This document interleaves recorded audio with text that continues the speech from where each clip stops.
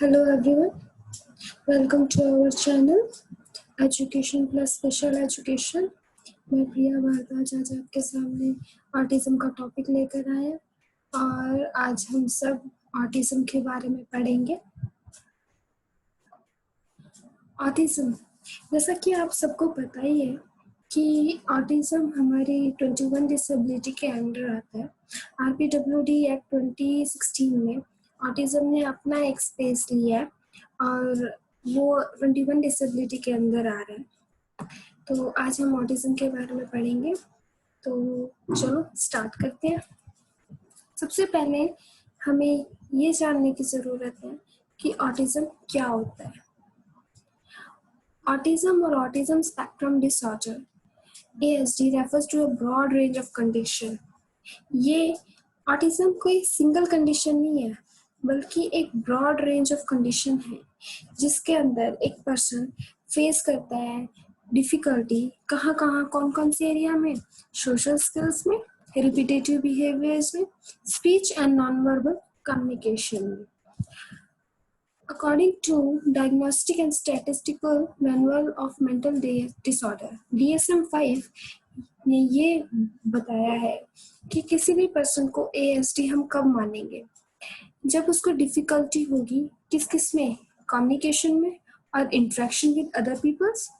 अगर उसका जो इंटरेस्ट है वो बहुत रिस्ट्रिक्टेड, बहुत लिमिटेड हो जाएगा, या रिपीटेटिव बिहेवियर्स को शो करेगा, एक ही बिहेवियर को बार बार रिपीट करेगा, या फिर वो पर्सन कोई ऐसे सिम्टम शो करे जो कि उसकी एबिलिटी को हर्ट करे।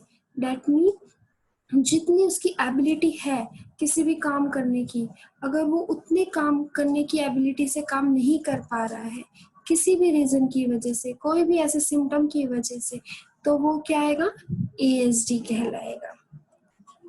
अब इसकी हिस्ट्री, जो ऑटिज्म है उसकी एक बहुत बड़ी हिस्ट्री रही है जिसमें 1535 में एक जर्मन फिलोसोफर थे मार्टिन लूथर।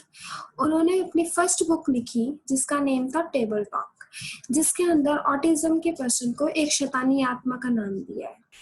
उसके बाद आगे चलता रहा और 1910 में स्विस साइकाइट्रिस्ट यूगन ब्लूअर ने इस वर्ड को, ऑटिज्म वर्ड को डिस्क्राइब किया।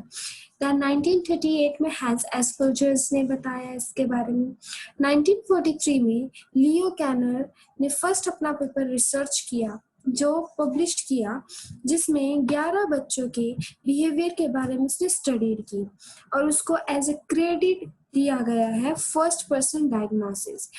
और जो फर्स्ट चाइल्ड था जिसके ऊपर बिहेवियर जिसका ऑब्जर्व किया गया है वो, उसका नाम क्या था, डोनाल्ड ट्रिप्लेटे।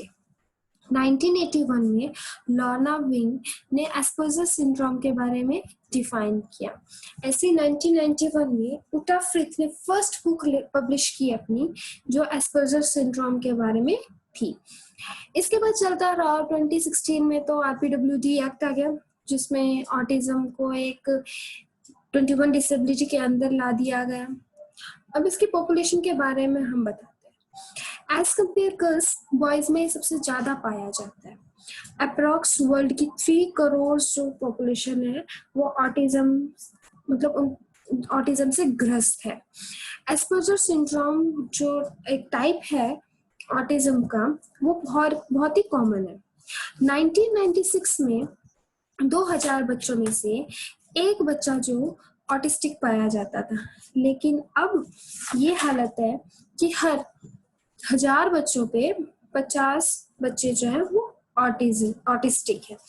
सोच के देखिए कि पहले एक स्कूल के अंदर सिर्फ एक बच्चा कहीं पे मिलता था हमें ऑटिज्म का, लेकिन अब क्या है, अब हालत ऐसे है कि 1000 बच्चों पे 50 बच्चे जो है वो ऑटिस्टिक है। मतलब कि हर क्लास में 2 से 3 बच्चे जो हैं वो क्या है, ऑटिस्टिक है। अब इसके साइंस एंड सिम्टम्स के बारे में पढ़ते हैं हम। सोशल एंड इंटरेक्शन बिहेवियर, इसमें फर्स्ट सिम्टम जो बच्चा शो करेगा वो होगा मेकिंग लिटिल और इनकंसिस्टेंट आई कांटेक्ट। मतलब कि उस बच्चे का आई कांटेक्ट बिल्कुल नहीं होगा या बहुत कम होगा, या फिर दूसरा सिम्टम वो शो करेगा, टेंडिंग नॉट टू लुक और एट और लिसन टू पीपल, मतलब हम उसको बोलते रहेंगे लेकिन वो फिर भी कोई रिप्लाई नहीं देगा। अपने इंजॉयमेंट को, किस चीज पे वो इंजॉय फील कर रहा है, किस चीज को वो मतलब अच्छा फील नहीं कर रहा है, अनकंफर्टेबल है, या किस चीज में वो बहुत ज्यादा इंटरेस्ट दिखा रहा है, ये चीज अपने पॉइंट ऑफ व्यू को, इस चीज को वो एक्सप्रेस नहीं कर पाएगा। अपने नाम पर जब हम उसको कॉल करेंगे तो वो उस पर भी रिस्पॉन्स नहीं देगा। जो हम बैक फोर्थ कन्वर्सेशन होती है उसमें भी उसको डिफिकल्टी आएगी। अपने फेवरेट सब्जेक्ट, अपने फेवरेट इंटरेस्टिंग इवेंट पे वो बात करना शुरू करेगा विदाउट ये नोटिस करे कि सामने वाला पर्सन उस चीज को एंजॉय कर रहा है या नहीं कर रहा है। उसको सिर्फ अपनी बात बतानी रहेगी। फेशियल एक्सप्रेशन, मूवमेंट, गेस्चर कई बार उसके मैच नहीं करेंगे। और अनटोन मतलब अनयूजुअल टोन में वो बात करेगा, जैसे एक रोबोटिक, जैसे कि मैं आज वहां जाऊंगा, तो एक रोबोटिक जैसे रोबोट बोलता है वैसे वो साउंड करेगा। या फिर फ्लैट, मैं आ जाऊंगा, दैट मीन कोई उसके अंदर पिच नहीं होगी, वो बस अपनी बात अपने एक नॉर्मल टोन में बोल जाएगा। दूसरा, सामने वाला पर्सन के फेशियल एक्सप्रेशन, उसके गेस्चर, उसका पॉइंट ऑफ व्यू को समझने में वो अनेबल होएगा, मतलब वो नहीं बता पाएगा कि सामने वाला पर्सन कैसा फील कर रहा है, उसके फेशियल एक्सप्रेशन को वो समझ नहीं पाएगा, उसके गेस्चर्स को वो समझ नहीं पाएगा। फिर आते हैं रिस्ट्रिक्टिव रिपीटेटिव बिहेवियर्स, जिसके अंदर फर्स्ट आता है किसी भी फ्रेज को बार बार बार बार बार बार बार बार बोलना, या हम जो भी बोल रहे हैं वो सारी चीज बोलना। इसमें एक टर्म आई है जो कि है इकोलिया। इकोलिया, ये वाली टर्म इकोलिया। अब इसके अंदर क्या होता है, इस टर्म में जो भी हम बात बोलेंगे वो हमारी बात को क्या करेगा, रिपीट करिएगा। उसके बाद किसी भी एक टॉपिक के ऊपर या तो बहुत ज्यादा इंटरेस्ट दिखाएगा वो बच्चा, या बिल्कुल नहीं दिखाएगा। नंबर्स, डिटेल्स, फैक्ट्स इनके बारे में। किसी overly focused interest such as with moving object और पार्ट ऑफ ए ऑब्जेक्ट, जो वो बच्चा होगा उसको मूविंग ऑब्जेक्ट में बहुत ज्यादा फोकस करेंगे, उसको बहुत अट्रैक्ट करेंगे, जैसे विंडो में बैठ जाना, मूविंग कार्स को देखना, ये सारी चीजें उसको बहुत अच्छी लगेंगी। इन सारी चीजों को वो एंजॉय करेगा। हल्का सा रूटीन में चेंज होते ही वो क्या करेगा, अपसेट होगा और अपने अपने बिहेवियर के थ्रू उस चीज को एक्सप्रेस करेगा। हो सकता है वो गुस्सा दिखाए, हो सकता है कि वो सैड हो जाए, हो सकता है कि वो कुछ भी ना बोले, तो वो एक अनयूजुअल बिहेवियर शो करेगा उस टाइम पे। या तो वो लेस सेंसिटिव हो जाएगा या फिर वो मोर सेंसिटिव हो जाएगा किसी भी चीज को लेके।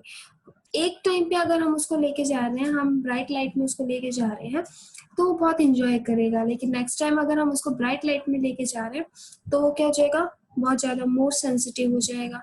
मतलब वो अलग से अग्रेसिव शो कर सकता है अपना बिहेवियर, किसी टाइप का भी बिहेवियर वो शो कर सकता है। अब डायग्नोज या आइडेंटिफिकेशन की बात करते हैं। तो इनको डायग्नोज करना या आइडेंटिफाई करना कोई एक इजी टास्क नहीं है, ये बहुत कॉम्प्लिकेशंस है इसके अंदर, बहुत ज़्यादा कॉम्प्लिकेटेड है, क्योंकि कोई भी एक सिंगल टेस्ट अवेलेबल नहीं है इसके लिए। तो सबसे बेस्ट तरीका अगर हम माने उनको ऑब्जर्व करने का, उनको आइडेंटिफाई करने का, तो है रेगुलर ऑब्जर्वेशन। उस पर्सन के ऊपर, उस चाइल्ड के ऊपर अगर हम रेगुलर ऑब्जर्वेशन रख रहे हैं तो हम उसको आइडेंटिफाई कर सकते हैं, उसके बिहेवियर्स को। उसके बिहेवियर को आइडेंटिफाई करने से ही हम उसके साइन एंड सिम्टम्स पता चलेगा, तो हम ये आइडेंटिफाई कर सकते हैं कि ये बच्चा ऑटिस्टिक है या नहीं है। इसके अलावा टूल्स भी हैं जो लगाए जाते हैं बच्चों पर और हमें रिकॉर्ड्स मिलते हैं उसके, जिसमें कि पहला है cars childhood autistic rating scale. इसके अंदर 15 आइटम्स होते हैं और ये 1 से लेके 4 साल तक के बच्चे के ऊपर अप्लाई किया जाता है। देन सेकंड टूल आता है ASDS, जो कि एस्पर्जर सिंड्रोम डायग्नोस्टिक स्केल। इसके अंदर 50 आइटम्स है और ये 5 साल से लेके 18 साल तक के बच्चों पर अप्लाई किया जाता है। इसके अंदर जो टूल के अंदर जो आइटम्स हैं उसको हम यस और नो के फॉर्मेट में फिल करते हैं। उसके बाद आता है सैली एंड एनी टेस्ट, जिसे हम द थ्योरी ऑफ माइंड भी कहते हैं। मेरा आपको एक सजेशन है कि आप सेली और एनी टेस्ट के रिलेटेड वीडियोस यूट्यूब पे ज़रूर देखें, तो आपको पता चलेगा कि सेली और एनी टेस्ट कैसे अप्लाई किया जा सकता है। अब इसके कॉम्प्लिकेशंस के बारे में हम पढ़ते हैं। तो मेंटल डिस्टर्बेंस, बच्चा कब एंगर है, कब गुस्सा है, इस चीज़ के बारे में उसको नहीं पता होगा, जो कि इमोशनल प्रॉब्लम्स हैं। मेंटल डिस्टर्बेंस भी शो करेगा, जिसकी वजह से वो एक अच्छी कोग्निटिव फंक्शन नहीं कर पाएगा। सीजर्स दौरे पड़ सकते हैं। ज़्यादा स्ट्रेस होने से कोई भी ब्रेन का एक पार्ट ब्लॉक हो सकता है, या नंबर्स ऑफ पार्ट ब्लॉक हो सकते हैं, जिसकी वजह से ट्यूमर बन सकता है। तो ये भी उसके कॉम्प्लिकेशंस हैं। अब टाइप्स ऑफ ऑटिज्म, सबसे पहला आता है आपका एस्पर्जर्स सिंड्रोम, जिसमें जो पर्सन होगा उसमें वो आई कांटेक्ट कर ही नहीं सकता, मतलब नो आई कांटेक्ट। और ऊपर के पढ़ाए गए जितने भी सिम्टम्स हैं वो सारे सिम्टम्स उस बच्चे के अंदर अवेलेबल रहेंगे। They have good communication and language, लेकिन उसके अंदर एक अच्छी कम्युनिकेशन या लैंग्वेज हो सकता है। दूसरा आया आपका ऑटिस्टिक डिसऑर्डर, इसके अंदर लैंग्वेज और कम्युनिकेशन होगा ही नहीं बच्चे के अंदर। आई कांटेक्ट कर पाएगा लेकिन लैंग्वेज नहीं होगी, कम्युनिकेशन नहीं कर पाएगा वो, और ऊपर के दिए हुए सारे सिम्टम्स उसके अंदर अवेलेबल होंगे। फिर आता आपका चाइल्डहुड डिसइंटीग्रेटिव डिसऑर्डर, यदि पहले बच्चा बिल्कुल ठीक था, पहले बच्चे के अंदर ये सिम्टम्स दिख नहीं रहे थे, लेकिन धीरे धीरे उसके अंदर सिम्टम्स शो होने लग गए, तो वो किस में आएगा आपका चाइल्डहुड डिसइंटीग्रेटिव डिसऑर्डर में। उसके बाद आता आपका रैट सिंड्रोम। रैट सिंड्रोम वाला जो पर्सन होगा उसके अंदर प्रॉब्लम कहाँ पे आएगी, आपके लैंग्वेज में, आपके कोऑर्डिनेशन में, आपके रिपीटेटिव मूवमेंट्स में, जैसे डांस स्टेप रिपीट करना वो नहीं कर पाएगा, कोऑर्डिनेशन करना हैंड का, आई का कोऑर्डिनेशन करना नहीं कर पाएगा, लैंग्वेज में उसको इश्यूज आएंगे। तो ये सारा किसके सिम्टम्स है, रैट सिंड्रोम के। फिर आपका आता है परवेसिव डेवलपमेंटल डिसऑर्डर, जिसको हम बोलते हैं PDD-NOS। PDD means pervasive developmental disorder and NOS इसके साथ लगता है, उसका मतलब उसकी फुल फॉर्म है नॉट अदरवाइज स्पेसिफाइड। इसमें क्या होगा, जब बच्चा इन चारों कैटेगरी में से किसी भी कैटेगरी में नहीं आएगा, ठीक है, तो वो किस में आ जाएगा, परवेसिव डेवलपमेंटल डिसऑर्डर। अब इसके कॉजेस के बारे में हम पढ़ते हैं। इसके कॉजेस क्या है, एग्जैक्ट कॉज तो हम बता नहीं सकते, इसका कोई भी अब तक पता नहीं कर पाया है कि इसका एग्जैक्ट कॉज क्या है, लेकिन किसी भी बच्चे के डेवलपमेंट के लिए उसकी हेरिडिटी और एनवायरनमेंट मीन्स उसकी फैमिली, उसके पेरेंट्स से मिलने वाले जीन्स, हेरिडिटी और जो आसपास का एनवायरनमेंट है वो बहुत ही इम्पोर्टेंट होता है। इसी दोनों की वजह से किसी भी बच्चे का डेवलपमेंट में चेंजेस आ सकते हैं। तो हम ये बोल सकते हैं कि हेरिडिटी और एनवायरनमेंट एक कॉज हो सकता है ऑटिज्म होने का। फैमिली हिस्ट्री, अगर किसी की फैमिली हिस्ट्री में रही हो, उसके दादा दादी, नाना नानी या मम्मी पापा को रहा हो, तो भी फैमिली हिस्ट्री में हो तो भी ऑटिज्म हो सकता है बच्चे को। या प्रीनेटल, पोस्टनेटल या नेटाल कॉजेज हो तो भी। प्रीनेटल कॉजेज वो कॉजेज होते हैं जो ड्यूरिंग प्रेगनेंसी एक मदर को हो सकते हैं, जैसे उसको कोई इन्फेक्शन हो जाए, वो ट्रॉमा में हो, या अल्कोहल लेती हो, या उसकी एज, ये सभी हो तो वो प्रीनेटाल कॉजेज है। पोस्टनेटाल कॉजेज वो कॉजेज होते हैं जो बर्थ के बाद बेबी फेस करता है, मतलब कि जैसे कि बेबी को कोई इन्फेक्शन हो जाए, बेबी को कोई इंजरी हो जाए, है ना, तब भी ऑटिज्म हो सकता है। या नेटाल कॉजेज जो ड्यूरिंग डिलीवरी, जैसे कि बेबी लैक ऑफ ऑक्सीजन मिले बच्चे को, या एक्सेस ऑफ ऑक्सीजन हो जाए, या कोई बर्थ डिफेक्ट हो, तो ये भी सारे क्या है, Natal causes. Sometime metabolism disorders भी हैं, जो जैसे कि रुबेला और PKU, जिसकी वजह से ऑटिज्म हो सकता है। अब कुछ थ्योरी भी थी जो लोग मानते थे कि ऑटिज्म हो सकता है। फर्स्ट थ्योरी ये बोलती थी कि रेफ्रिजरेटर मॉम, अगर माँ अपने बच्चे से लगाव ना रखे तो भी बच्चा ऑटिज्म हो सकता है, लेकिन आगे चलकर ये जो थ्योरी थी रिजेक्ट हो गई और दूसरी थ्योरी आई वैक्सीन ड्यूरिंग चाइल्डहुड। मतलब कि जो वैक्सीनेशन होती है चाइल्डहुड में अगर वो ना मिले तो भी ऐसा हो सकता है कि बच्चा ऑटिस्टिक हो। अब हम चलते हैं क्वेश्चंस की तरफ अपने। First question, world autism day celebrates on. तो वर्ल्ड ऑटिज्म डे कब मनाया जाता है? वर्ल्ड ऑटिज्म डे मनाया जाता है आपका 2 अप्रैल को, ठीक है। 30 जनवरी को मनाया जाता है आपका वर्ल्ड लेप्रोसी डे, ठीक है। 3 दिसंबर को आपको मनाया जाता है वर्ल्ड डिसेबिलिटी डे और 8 अक्टूबर को आपका बनाया जाता है वर्ल्ड साइट डे। तो इसका सही ऑप्शन है option A 2 April. When does autism usually appear? जो ऑटिज्म के सिम्टम्स हैं वो कब अपीयर होते हैं?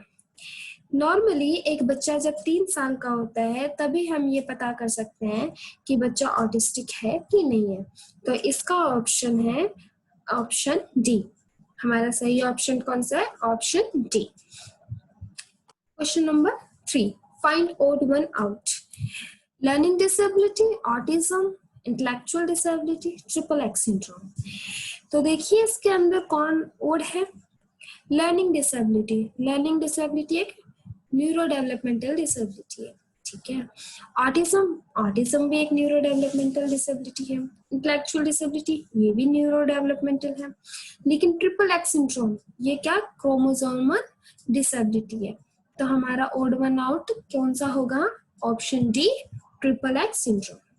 अब टच स्टैंड फॉर। टच जो है ये एक टाइप की थेरेपी बोल सकते हैं हम या टेक्निक्स बोल सकते हैं जो कि यूज की जाती है किसके लिए? ऑटिस्टिक बच्चों के लिए। तो इसकी फुल फॉर्म क्या है? Treatment and education for autistic and related communication handicap children, teaching education for autism and communication skill for children, teaching and evaluation of autistic and related communication children, training and evaluation of autistic child and communication handicap। तो इसका सही option है option A, treatment and education for autistic and related communication handicap children. आगे चलते हैं। Question number 5, what is and are techniques used for autistic person. Autistic person की कोई medicine नहीं होती, ऑटिज्म का कोई क्योर नहीं है, लेकिन हाँ कुछ थेरेपीज, कुछ मेडिकेशंस कर देकर हम कुछ हद तक इम्प्रूवमेंट लेकर आ सकते हैं, उनको रिलीफ दे सकते हैं। तो इसमें सबसे पहला ऑप्शन है ABA, दूसरा B relationship development intervention, sensory integration therapy and flow. नीचे ऑप्शंस दिए हुए हैं आपको और उसमें से आपको करेक्ट ऑप्शन चूज करना है। Both A and B means ABA and relationship development intervention, only C that means sensory integration therapy, option C ABC means ABA relationship development intervention and sensory integration therapy, option D all of these। तो इसका सही option ये है option D, मतलब कि ये चारों ही therapy क्या है हमारी ऑटिस्टिक पर्सन के लिए यूज की जाती है उनके इम्प्रूवमेंट के लिए। Question number 6, most of the intervention with children aged 3 through 5 is directed towards generating more constructive dash instruction। जब बच्चा 3 से 5 साल का होता है तो उसके इंटरवेंशन के लिए हम किसके इंटरेक्शन को सबसे ज्यादा इंपॉर्टेंट मानेंगे? Parent child, physician child, inter child या साइकोलॉजिस्ट चाइल्ड। तो 3 से 5 साल का बच्चा जो रहेगा वो सबसे ज्यादा इंटरेक्शन किससे करेगा? पेरेंट्स से अपने। तो इसका सही ऑप्शन है option number A, parent child. Question number 7, according to DSM-5 ASD person have symptoms of। अब DSM-5 जो है उसके अकॉर्डिंग ASD पर्सन में कौन कौन से सिम्टम्स होंगे? चलो देखिए। Option number A, difficulty with communication and interaction with other people, B poor balance, C anosmia, D rigid muscles. तो इसका ऑप्शन है, सही ऑप्शन है option number A, difficulty with communication and interaction with other people. अब इसमें option number C आपको दिखाई दे रहा होगा, एक टर्म है एनोसीमिया। एनोसीमिया का मीन्स होता है जब एक पर्सन अपने स्मेल करने की एबिलिटी को लॉस कर दे, वो स्मेल ना कर पाए, तो उसको क्या बोलते हैं हम, एनोसीमिया। तो आज की ये हमारी क्लास थी जो कि ऑटिज्म के बारे में थी। आई होप आपको सब समझ में आया हो, और अगर आपको मेरी क्लास अच्छी लगी हो तो प्लीज हमारे चैनल को सब्सक्राइब करें एंड लाइक करें। Thank you so much.